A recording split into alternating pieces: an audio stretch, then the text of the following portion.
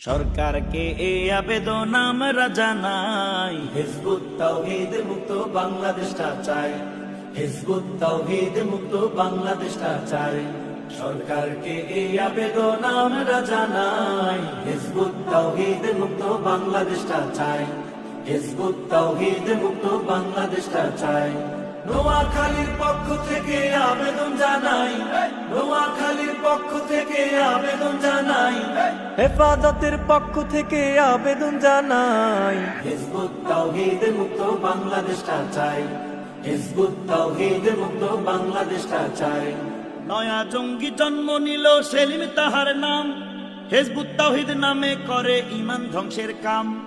নয়া জঙ্গি জন্ম নিল সেলিম তাহার নাম, হিজবুত তাওহীদ নামে করে ঈমান ধ্বংসের কাম।